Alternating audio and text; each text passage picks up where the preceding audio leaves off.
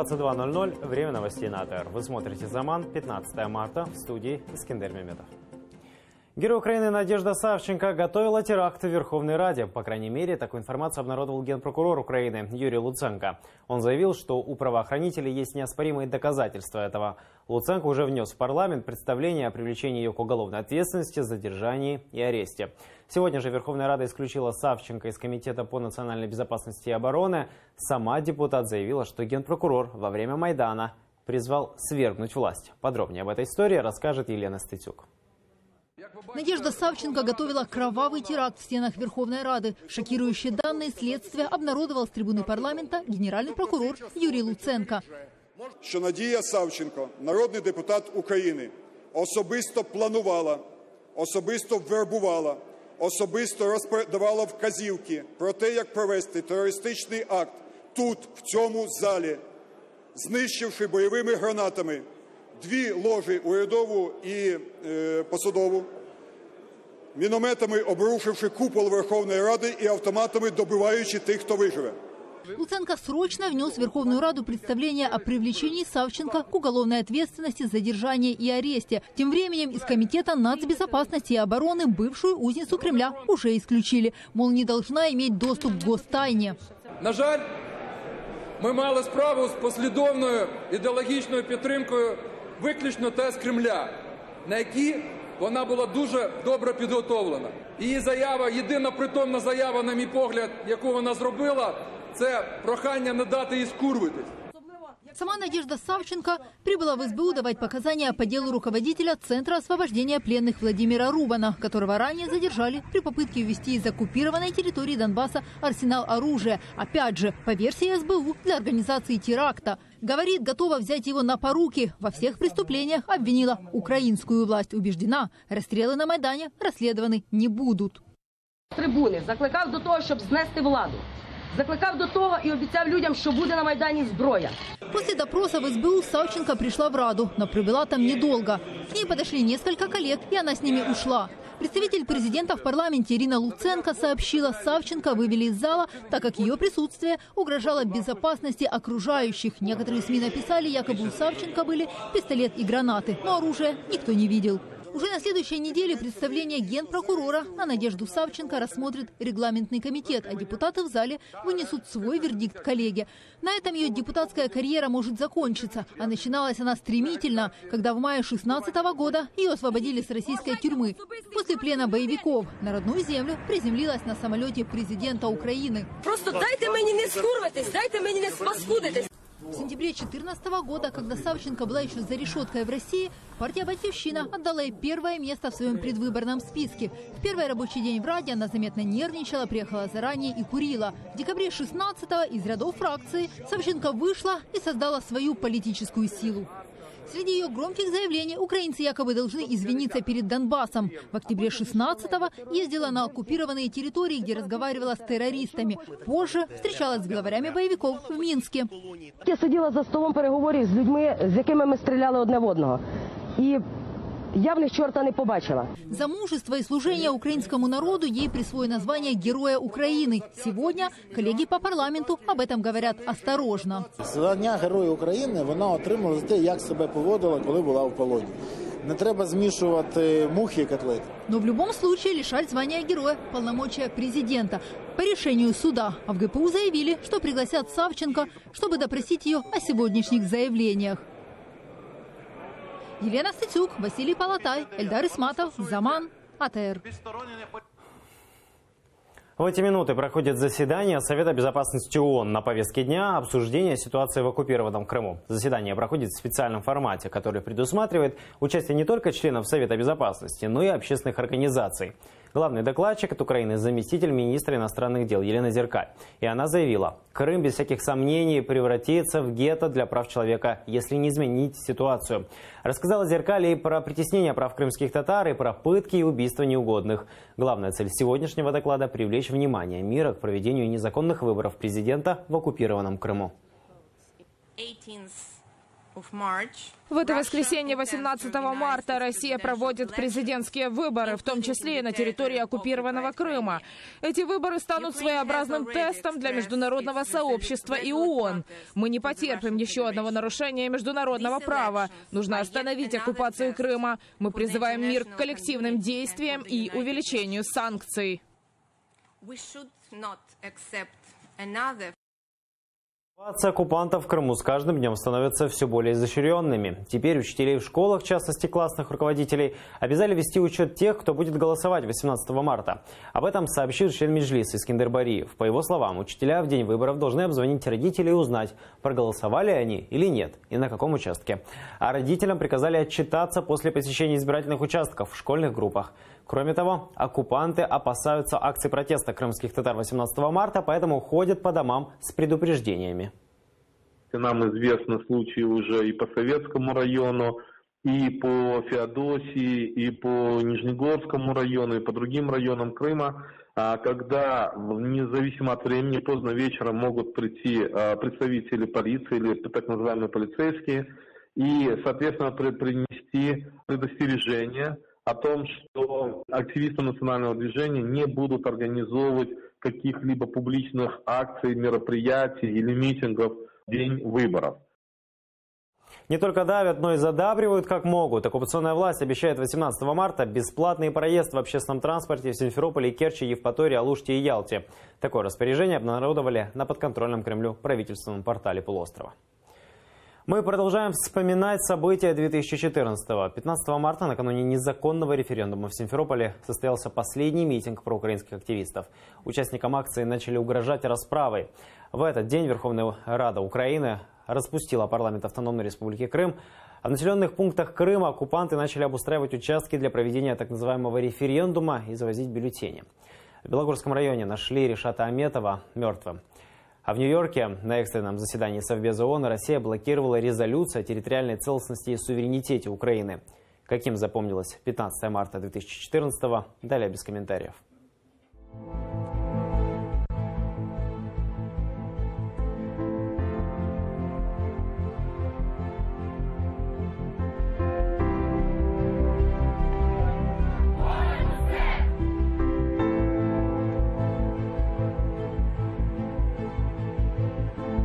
Буквально вчера утром поклеили листовки против меня, что якобы я фашист.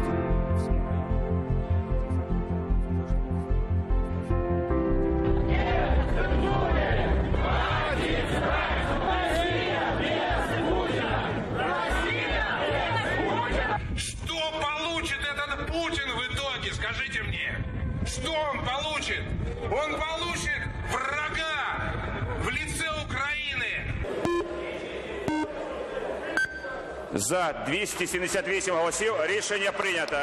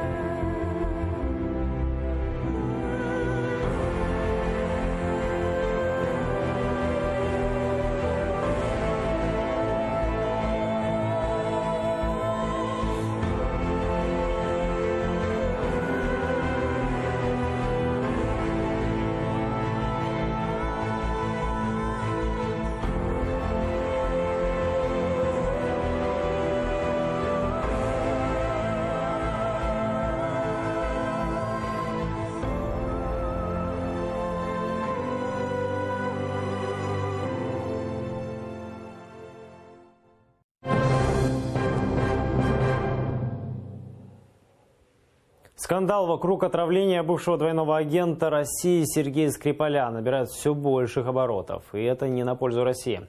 Отношения между Москвой и Лондоном испортились окончательно. Россия уже готовит ответ на вчерашнее решение выдворить из Великобритании российских дипломатов.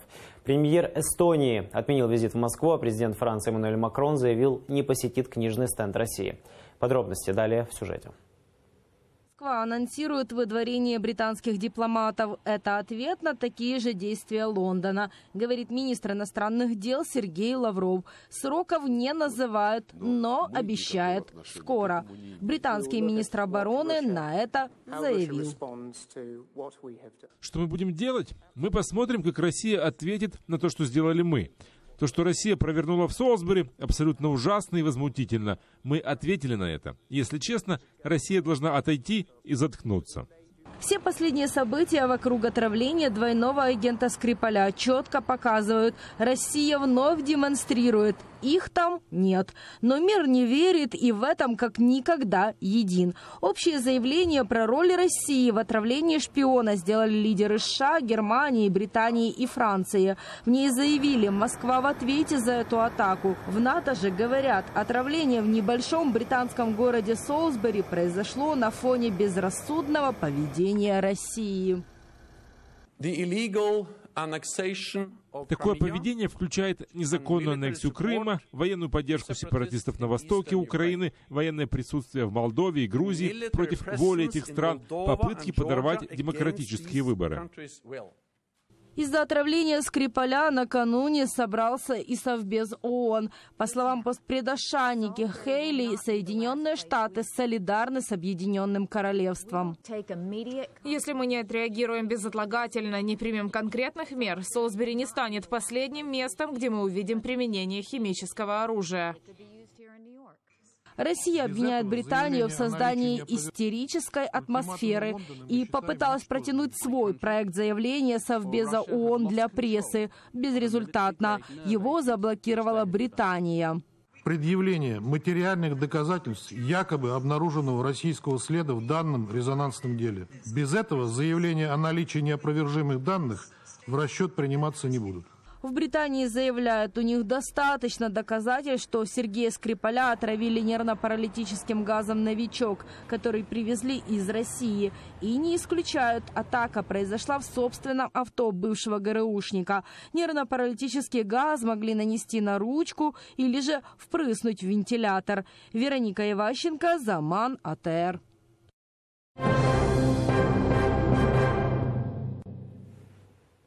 Семья лидера крымско-татарского народа Мустафы Джемилева стала больше. 13 марта на свет появилась его внучка Мирием. Мои коллеги вместе с новоиспеченным отцом Хасиром Джемилевым сегодня встречали молодую маму и новорожденную дочь из роддома. Подробности этого события в нашем сюжете. Своего волнения Хасир Джемилев не может скрыть ни за улыбкой, ни за букетом роз в руках. Цветы для жены Решиде. 3 дня назад она подарила ему дочь. Хрупкая малышка весом чуть больше 3 килограммов родилась в одном из столичных роддомов. Сегодня маленькая Мирием вместе с близкими едет домой. Поздравить новоиспеченных родителей пришла вся большая семья Джемилевых. Бабушка Сафинар говорит, внучка похожа на папу. Наша внучка похожа, говорят, на отца. Еще мы не видели, определить мы не можем. Весь Крым нас сегодня поздравляет, вместе с нами разделяет нашу радость. И Крым – это Украина, Крым наш, и мы, победа за нами. Мирием значит «желанная». Имя для малышки выбирал Хасир вместе с женой, но благословил назвать девочку именно так сам Мустафа Джемилев. Это и был, говорит Хасир, самый дорогой подарок от дедушки. Самый главный подарок от дедушки мы получили благословение ее имени. Мы назвали ее Мирием, а Мирием это историческое имя в Иерусалиме. Есть мечеть в честь Мирием. Первая действительно желанная Мирием. Хасир и Решиде Джемилевы признаются, родителями начали чувствовать себя еще 9 месяцев назад. На дочке останавливаться молодая семья не собирается. Обещают вернуться за сыном. Татьяна Сулей, Максим Кондратенко, Заман, АТР. Амина Мамедова из Крыма поборется за право представлять Украину на детском песенном конкурсе «Сан-Ремо Джуниор» в Италии. Завтра состоится финал конкурса «Яркие дети Украины». Главным призом соревнований станет возможность выступить на международном конкурсе в Италии.